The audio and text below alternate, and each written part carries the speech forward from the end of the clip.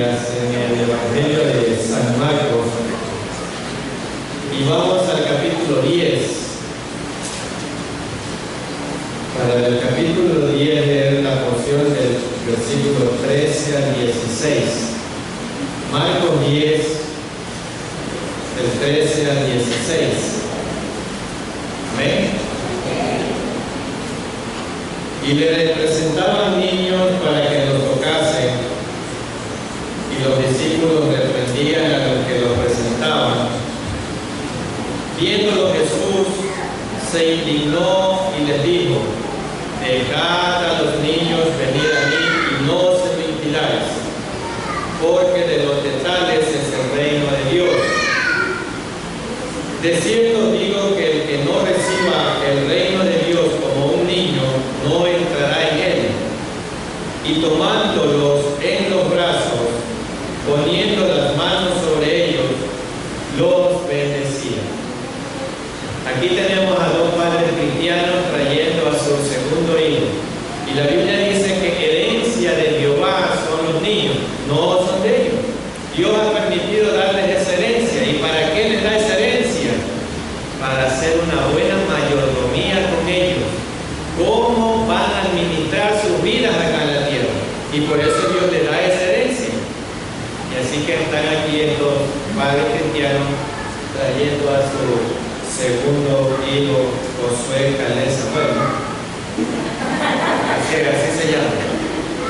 Entonces, pido a la congregación que se ponga de pie, vamos a orar.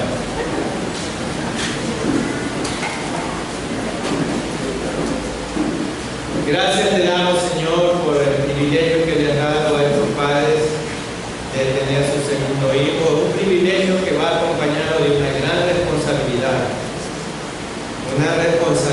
altísima. Tú has depositado en ellos a otra criatura más, para que ellos hagan una buena administración de su vida. Como dice tu palabra, incluye al niño en su camino y cuando fuere grande no se apartará de aquel camino. Señor, dale la sabiduría a ambos para que puedan guiar y acertar y correctamente los destinos de este niño, para que Él glorifique y engrandezca solo tu nombre. Los depositamos en tus manos, que son las mejores manos. En el nombre de Cristo Jesús.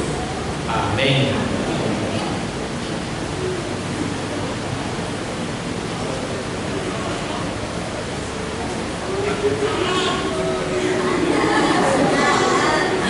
Pueden sentarse, hermanos.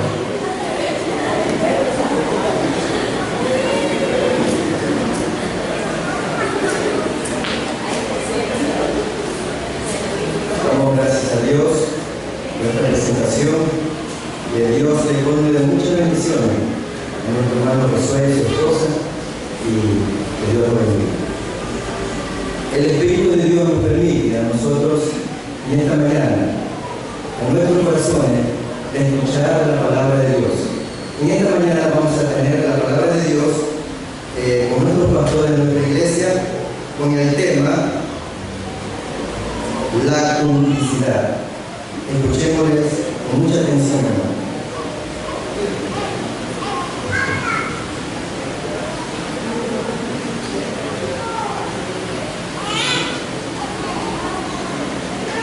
Bueno, el tema para esta mañana es la complicidad. La palabra cómplice tiene una serie de parientes íntimos que los voy a compartir en esta mañana en una forma breve, hermanos. Y yo quiero que oigan y escuchen este parentesco de esta palabra cómplice. Primeramente, ¿qué dice el diccionario con respecto a la palabra cómplice? Es el asociado a un crimen o culpa imputable a dos o más personas. Eso dice el diccionario con respecto a la palabra cómplice. Y sus parientes íntimos: delincuente. Delincuente es también un pariente íntimo de esta palabra cómplice. Delincuente es la persona que delinque en compañía de dos o más personas. Otro pariente íntimo, compinche, que algunas veces me han escuchado hablar a mí, es un amigo o camarada en malos tratos con diversas personas. Encubridor, otro pariente íntimo de la complicidad, es una persona que encubre a un delincuente o cubre su fuga también, le abre la puerta para que se vaya. Otro pariente íntimo de la palabra cómplice, perista, se dice de una persona que compra cosas robadas ocultando al ladrón. Pero pastor, ¿por qué nos habla esta mañana de complicidad a nosotros los cristianos evangélicos? ¿Por qué nos habla de ese pecado, pastor? ¿No corresponde esto a la iglesia de Cristo? Tal vez se preguntará alguno aquí. Sí existe, hermanos, sí existe. En los medios cristianos este pecado también. Y vamos a demostrarlo a la luz de la palabra de Dios como corresponde. ¿Saben algo más, hermanos? ¿Saben algo más? Hay muchas personas que están presentando argumentos para eludir la responsabilidad que les corresponde en esos casos. Sí, les voy a decir a ustedes, no lo que me han dicho, sino lo que yo he escuchado en diferentes ocasiones y circunstancias. Sí, en realidad cada uno responderá de sus actos delante de Dios. Pero hermano, escúchenme bien esto, el silencio también es cómplice. El silencio también es cómplice. Usted dirá, una vez intenté hablarle a esta persona, pero me parece que no me va a prestar atención. Y por lo tanto voy a perder el tiempo si yo continúo hablándole a esta persona. Yo la dejo que siga haciendo lo que está haciendo. Que se convierte cómplice. El silencio también es cómplice. Sinceramente creo que Dios no permite que la complicidad viva en los miembros de una iglesia. Sí, hermano. Y estoy orando a Dios para que deje ese pecado y toque su corazón. Esa es una manera muy cómoda de eludir una responsabilidad que tenemos. No, yo solamente voy a orar. Yo sé que está haciendo mal, pero lo que voy a hacer es orar. Otro, creo que ningún humano puede juzgar a otro sino solo Dios. Y así dicen algunos. Espero que esa persona que anda mal algún día se avergüence de lo que está haciendo y deje esa mala conducta. Eso dicen otros.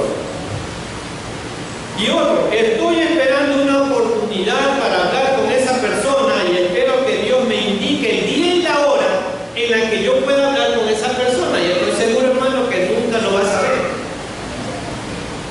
El silencio también, mis queridos hermanos, es una complicidad. Sí, hermano.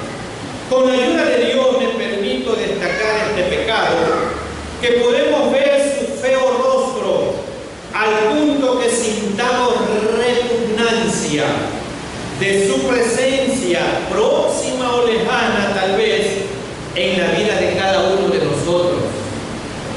Les voy a mostrar algunas causas por las que se cae en este pecado.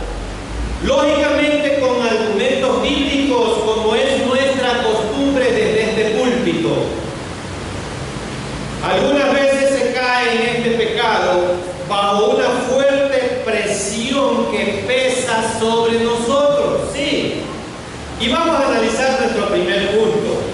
Hablemos del gobernador romano Poncio Pilato, el primer ejemplo de complicidad.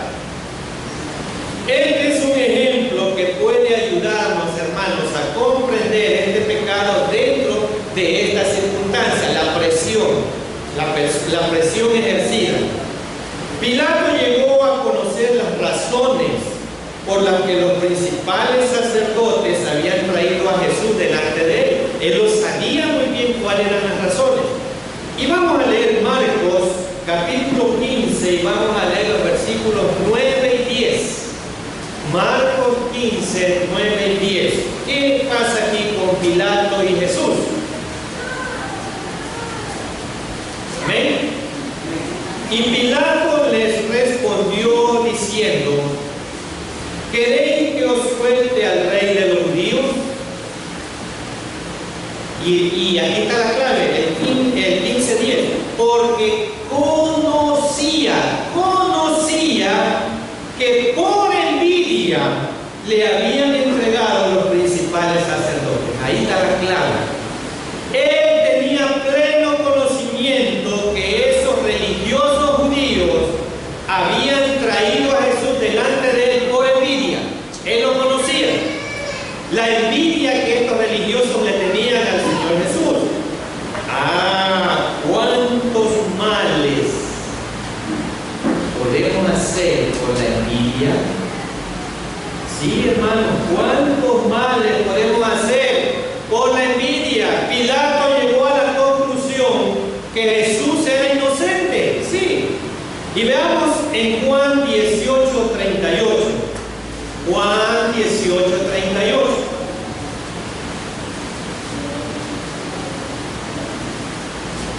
Le dijo Pilato: ¿qué es la verdad? Y cuando hubo dicho esto, salió otra vez a los judíos y les dijo: yo no hallo en él ningún delito. Vean, yo no hallo en él ningún delito. Pilato, después de haber hablado con él, llegó a esta conclusión: yo no hallo ningún delito en él. ¿Para qué ustedes lo hayan traído aquí? Pero Pilato entró en los terrenos de la complicidad cuando les hizo algunas concesiones. Y vamos a ver a Pilato entrando en el terreno de la complicidad en Juan 19:1. Mire cómo entra este hombre a este pecado. Juan 19:1. Así que entonces tomó Pilato a Jesús y le azotó.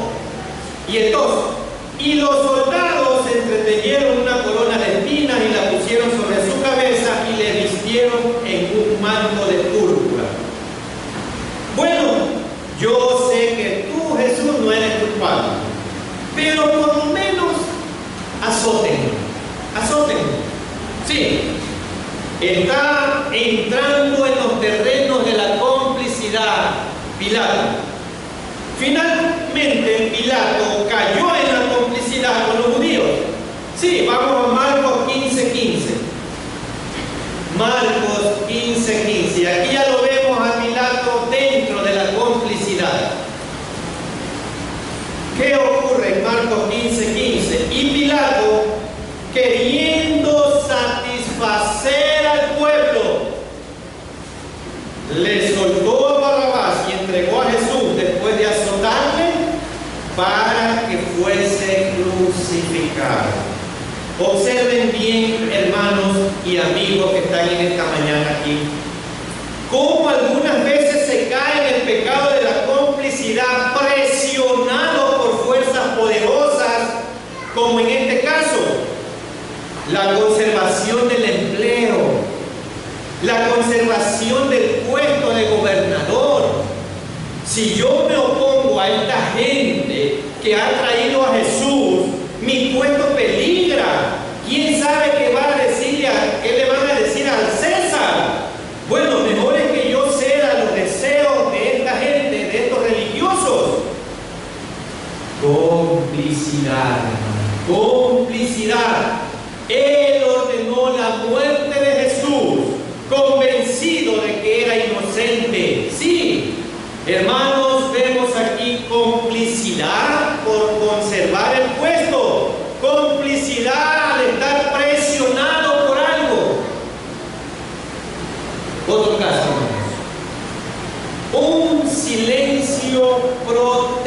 proteccionista. Sí, un silencio proteccionista puede también dar margen al pecado de la complicidad. Y vamos a explicar esto con un episodio bíblico. Hermanos, en el libro de Esther, de la época de los medos persas, ustedes ya lo conocen, el rey Asuero sustituyó a su reina, la reina Vasti, y se puso ese puesto en un concurso, ¿se recuerdan? Y ese concurso lo sale ganando una judía, que no era ni de su raza, una judía. ¿Qué hace una judía con los medos persas? Pero una judía sale ganando ese puesto, la judía Esther. Y vamos a leer del libro de Esther los versículos del capítulo 1 al versículo 19. Esther 1:19.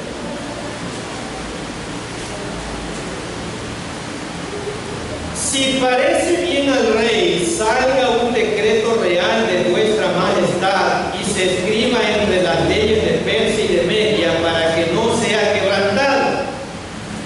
Que Vasti no venga más delante del rey Asuero y el rey haga reina a otra que sea mejor que ella.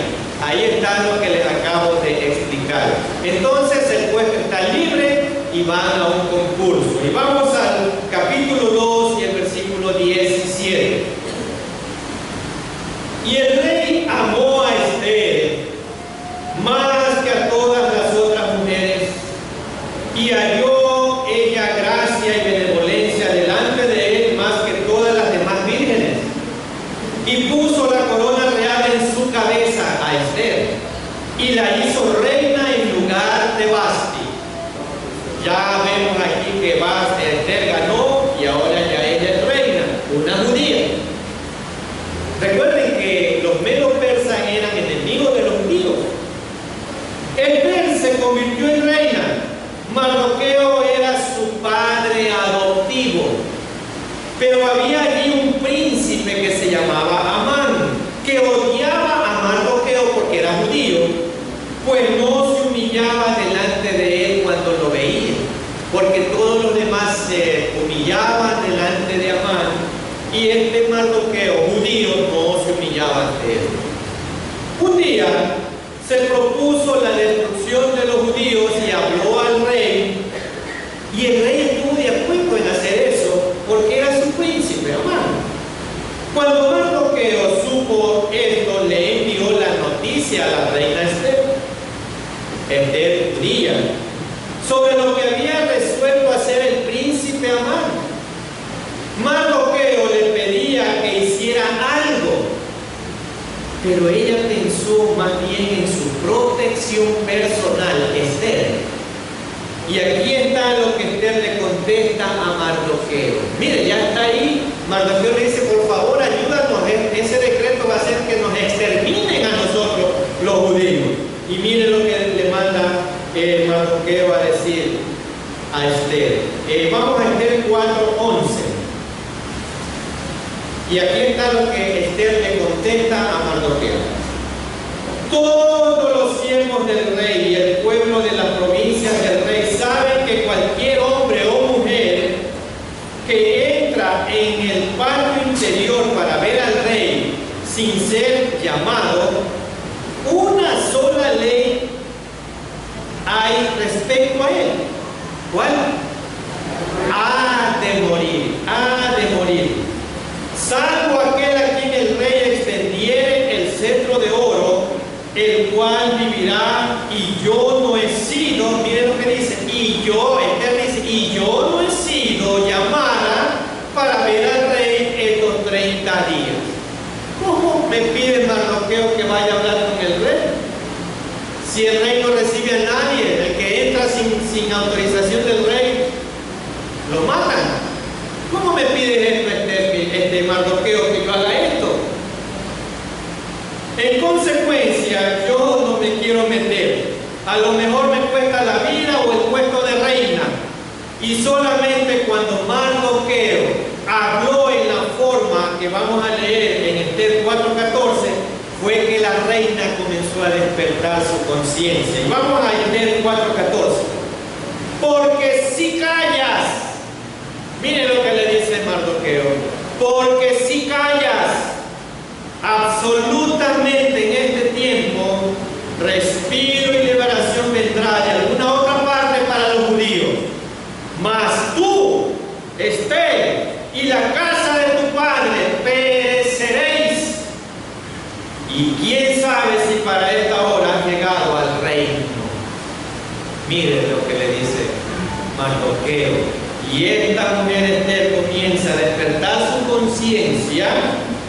Y algunas veces, hermanos, pensamos que el lugar donde el Señor nos lleva es porque tenemos mérito, porque tenemos mucho prestigio. Entonces el lugar que Dios nos lleva es por eso. No, hermano. El Señor muchas veces usa sus planes y nos pone en puestos muy especiales, porque Él tiene un propósito, un plan en ese medio donde usted lo ubica. Sí, hermanos.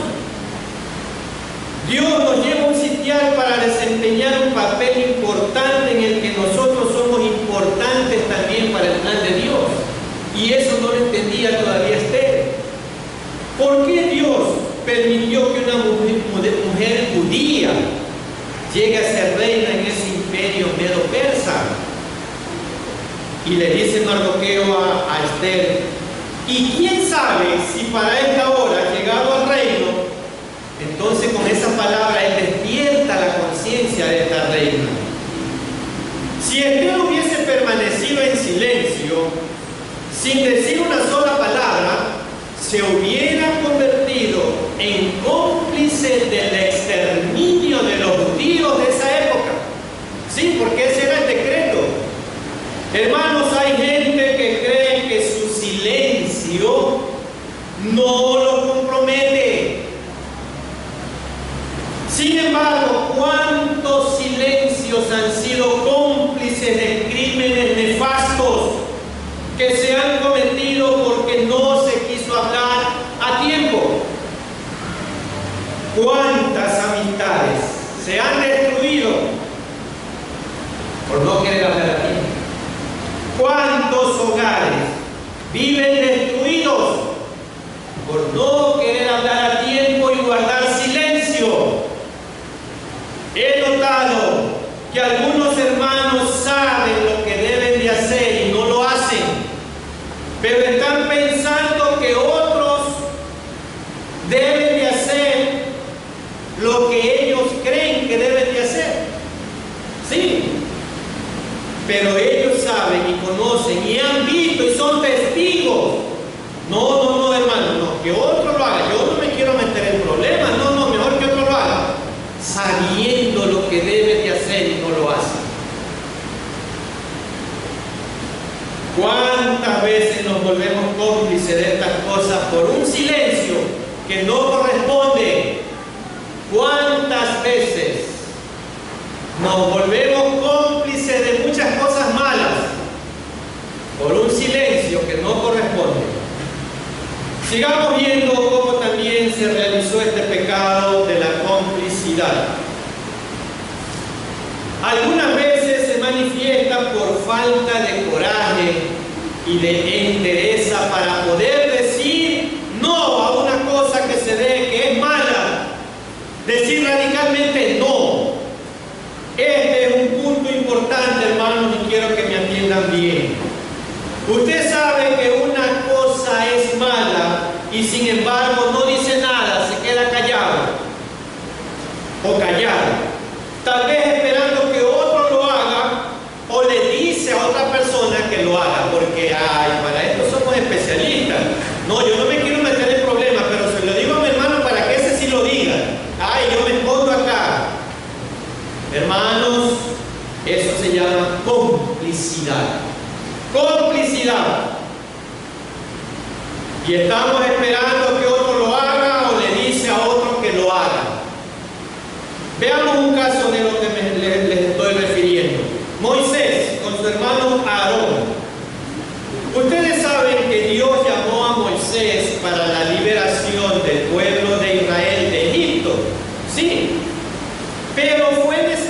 necesario que Aarón lo acompañe, hermano de Moisés, porque Moisés tenía algún problema en su hablar, era como tartamudo, no lo sabemos realmente, pero algo tenía en su lenguaje. Un día Moisés debía subir al monte para recibir las tablas de la ley que Dios le dio. Y durante ese tiempo Moisés le encargó el cuidado del pueblo a su hermano Aarón. Y entonces su hermano Aarón estaba encargado de ese asunto.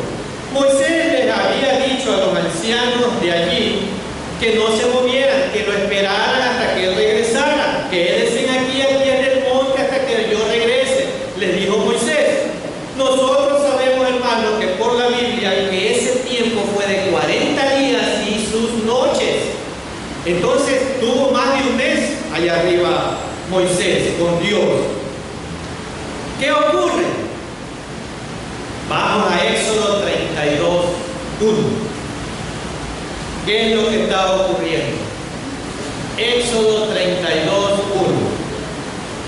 Viendo el pueblo que Moisés tardaba en descender del monte, se acercaron entonces a Aarón y le dijeron: levántate, haznos dioses que vayan delante de nosotros, porque a este Moisés, el varón que nos sacó de la tierra de Egipto, no sabemos qué le haya acontecido.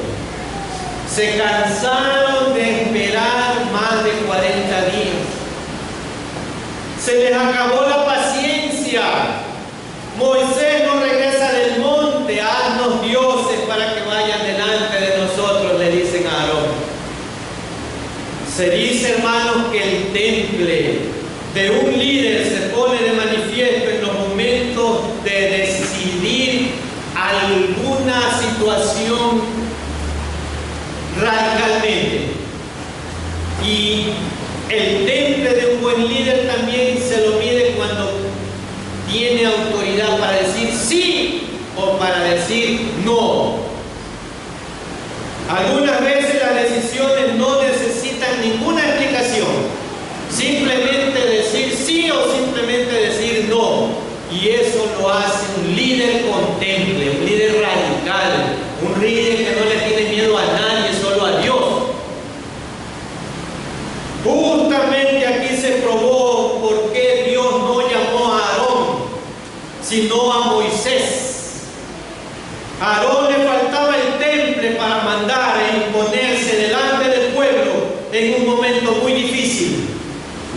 Cuando descendió Moisés del monte y se encaró con su hermano Aarón, le preguntó: ¿cómo puede ser posible que el pueblo haya caído en la idolatría? Aarón, ¿qué te pasó?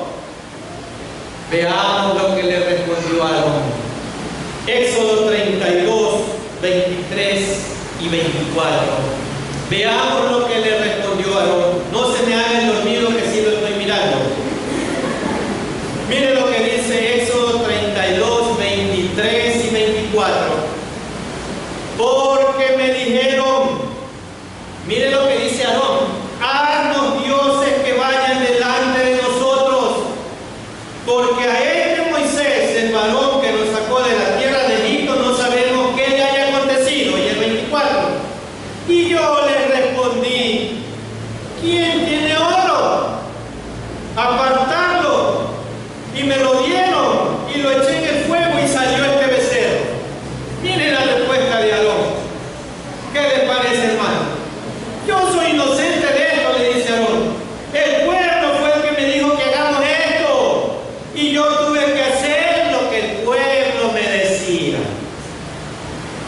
Evidentemente, hermanos y amigos, creo que Aarón no estaba de acuerdo en su corazón con la conducta del pueblo, y ustedes lo pueden ver muy claramente leyendo cuidadosamente estos episodios bíblicos que ahorita no los podemos leer. Aarón no estaba de acuerdo con la idolatría en su corazón, él no estaba de acuerdo, pero le faltó el coraje para rechazar la petición del pueblo y frenar sus impulsos, y faltándole el temple, el coraje, cayó en la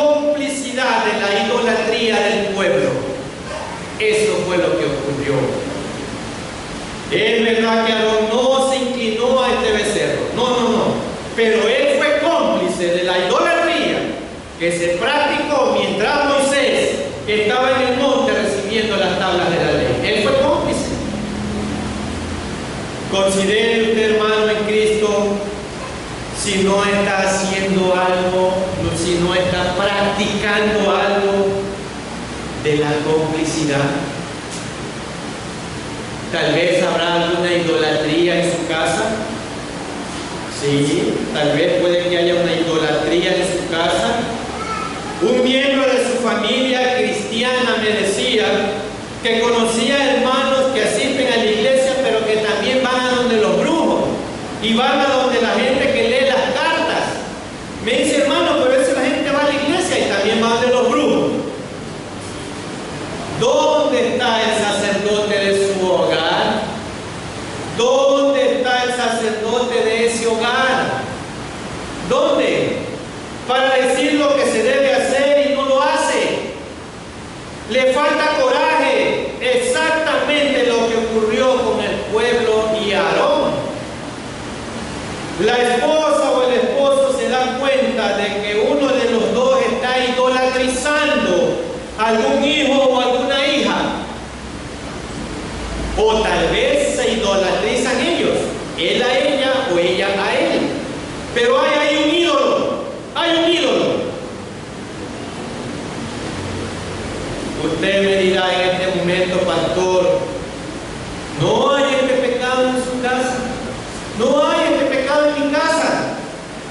Claro, usted no está de acuerdo con esas prácticas, pero hermano, hermana, usted le está dejando la puerta abierta para que lo haga. Cuidado con el pecado de la complicidad. Cuidado con ese pecado de querer hacer de nuestros hijos, de nuestras esposas o esposos ídolos, sabiendo lo que está ocurriendo con él o con ella y quedándonos callados, somos cómplices de ese mismo pecado. Hermano en Cristo, usted es sacerdote de su hogar, así lo dice la palabra de Dios. ¿Conoce de la práctica de algún pecado en los miembros de su familia? ¿Conoce de la práctica de algún pecado en los miembros de su familia? Le quiero ayudar. No hay fidelidad a los cultos. Y usted no es radical en decirle a él o a ella, nos vamos hoy día a la iglesia. No hay fidelidad en la puntualidad. Es fiel a su trabajo, a su empresa, llega puntual, coge un taxi porque tiene que marcar tarjeta, pero no hace lo mismo cuando le toca ir a la iglesia. No le interesa llegar puntual a la iglesia. ¿Qué refleja con sus acciones? Que le teme más a lo terrenal que a lo espiritual. Le tiene más temor a sus actividades materiales que al amor a Dios. Una hermana me decía, no hermano, yo no es que llego tarde porque yo quiero llegar tarde, no, es que mi esposo me va a ver tarde y por eso llego tarde. Y él siempre me estaba diciendo que era la esposa la que no se arreglaba rápido. Otra cosita más, hermano. Espero que después de este mensaje sigan asistiendo.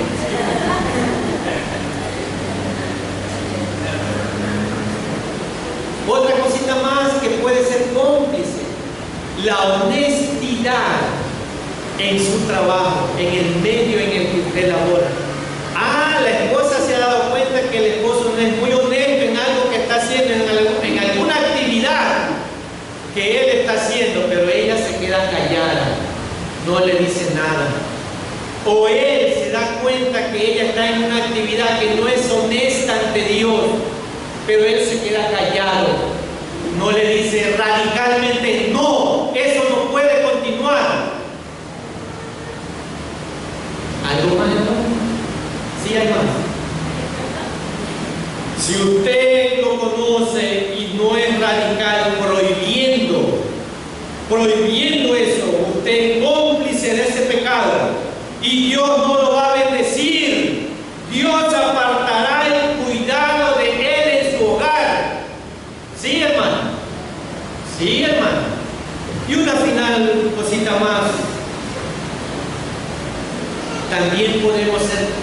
veces por medio de la motivación de nuestro corazón para servir. ¿Sí? ¿Cuál es la motivación que tengo para servir? Mi motivación es agradar y bendecir a Dios. Correcto. Pero también hay motivaciones que por medio del servicio quieren sacar renta económica para mis bolsillos, renta económica para muchas cosas por medio de mi motivación espiritual. No, yo me voy al seminario porque quiero graduarme y quiero ganar $4,000.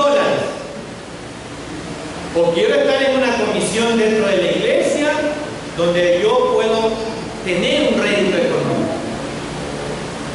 No hay transparencia. ¿Cómo está la motivación de su corazón para servir? ¿Cómo está la motivación de su corazón para servir? Veamos otro caso de este pecado. Y este es importantísimo y creo que lo debemos de aprender muy bien, hermano. Lo que se conoce como obediencia ciega. Obediencia ciega. El caso triste de David, el pecado de adulterio con Betsabé y su esposo, el soldado Urías heteo. La desesperación de David fue tan grande porque Betsabé salió encinta. ¡Qué problema tan grave! Él pensó que había sido un deleite sexual transitorio, pasajero y sin fruto, pero la señora salió embarazada. ¡Qué pasa! Por tal razón el esposo hizo venir a Urías del campo de batalla para que durmiera con su esposa, pero él ni siquiera fue a su casa. Este soldado era tan fiel a David que lo hace venir David del campo de batalla con el objetivo de que vaya a bañarse, se asee y durmiera con su esposa. Pero no, él vino y se quedó en la puerta del palacio, ahí acostado, esperando las órdenes del rey. Entonces no le funcionó a David encubrir ese pecado. ¿Qué hace? David llama al general Joab, a cuyas órdenes estaba Urías. Y veamos algo de este soldado Joab. ¿Quién era? El primer libro de Crónicas 27:34. Primer libro de Crónicas 27:34.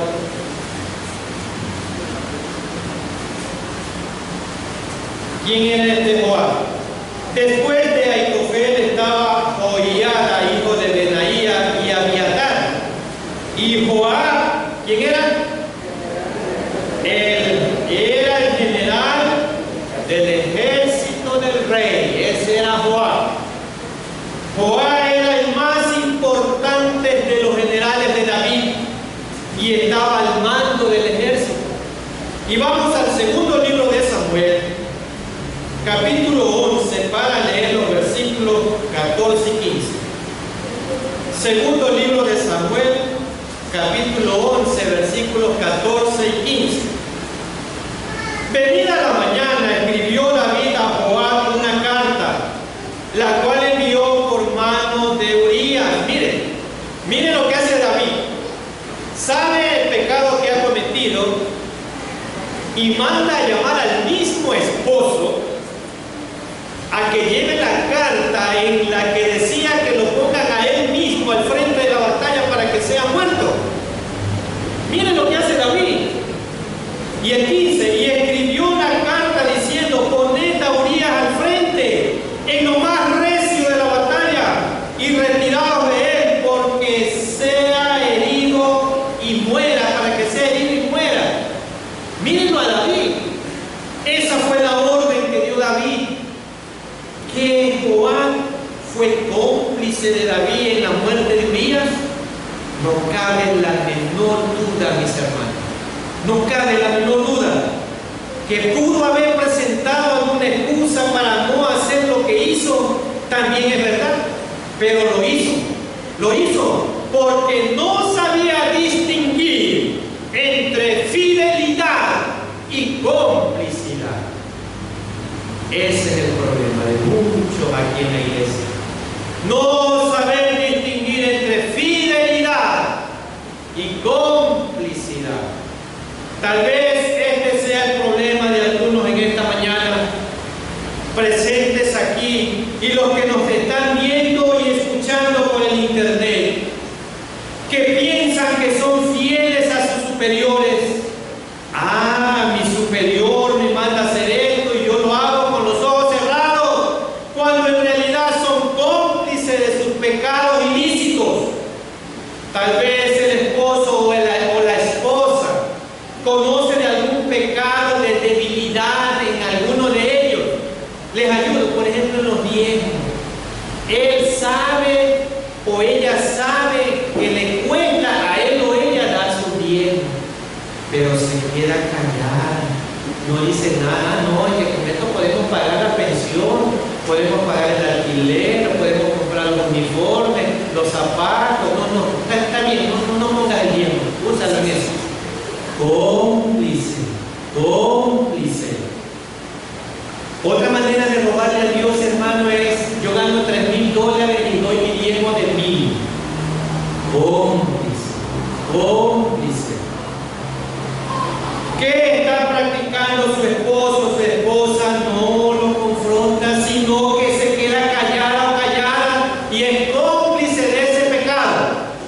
El pecado está en aquellos que saben hacer lo bueno y no lo hacen. Si usted recibe una orden de un superior y conoce de que algo no está bien, usted debe decir: no lo voy a hacer porque eso no está bien, no está de acuerdo a lo que dice la palabra de Dios. No sea cómplice de su esposa o de su esposo, y sabe que si eso no es correcto, usted tiene que decir no. Usted me dirá: pero voy a perder el empleo, o voy a tener problemas con mi esposa o con mi esposo si lo confronto. ¿A quién le teme más? ¿A Dios o a su esposo o a su esposa? ¿A quién le teme más? Ese es el gran problema que tenemos los cristianos. O somos o no somos, pero nos encanta quedarnos en el centro. Queremos quedar bien con todos, sumarle la espaldita al grupo de la izquierda, al de la derecha. Yo estoy en el centro, no me quiero comprometer con nadie. Cómplice. Ojalá que este pecado de la complicidad se borre de nuestra mente y de nuestro corazón. ¿Cómo concluimos este mensaje en esta mañana? Empezamos diciendo que el pecado de la complicidad sí se da en los medios cristianos, sí se da. Se puede caer en este pecado bajo una fuerte presión de que somos objetos, como lo fue Pilato, cuando los religiosos judíos trajeron a Jesús delante de él y echaron luego la culpa a otro, porque Pilato dijo: yo me lavo las manos, yo no soy culpable, estoy seguro de que se está lavando las manos en el infierno. Sí, hermano, se seguirá lavando las manos en el infierno Pilato, porque él fue cómplice. Él sabía lo que debía hacer y no lo hizo, pero estaba presionado por conservar el trabajo y quedar bien con el pueblo. Seguro está lavándose las manos en el infierno. Y en segundo lugar, vimos que también se puede caer en este pecado asumiendo un silencio de sepulcro.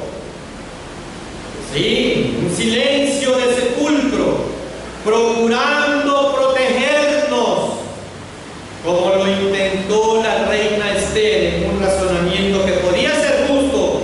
El rey no me ha llamado, no puedo entrar a su presencia sin que él me llame, y me estoy exponiendo a un daño que él me haga, el abuso. Si ella se hubiera quedado en silencio, hubiera sido cómplice de la muerte de los judíos de esa época. Y en tercer lugar, dijimos que también se puede caer en este pecado por falta de interés y de coraje, para en un momento difícil decir no y no ceder a lo que hizo haciéndose cómplice del pecado de idolatría en el pueblo. Si usted sabe que algo malo está haciendo alguien de su familia, tenga el coraje de decir: no está bien eso, y peor si es en la iglesia o en su casa, diga no radicalmente. Finalmente vimos que es posible entrar en el pecado de la complicidad, confundiendo fidelidad que debemos a nuestros superiores o familiares con la complicidad, que estamos todos en el deber de rechazarla radicalmente. No debemos de confundir fidelidad con complicidad. ¿Cómo aplicamos en esta mañana este mensaje?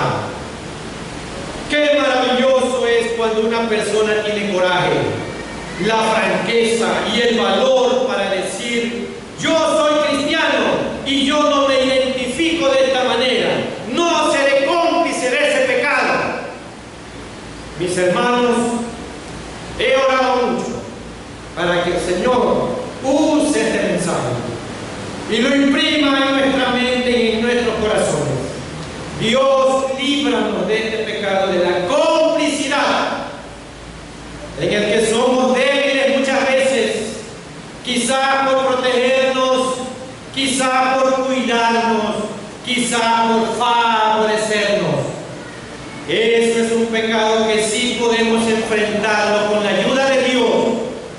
Dios ayuda a todos, pero en una forma mayor a los valientes, que saben mantener su nombre y su condición de cristiano en los momentos difíciles y críticos de su vida. Y lo digo con todo mi corazón, que así sea. Amén.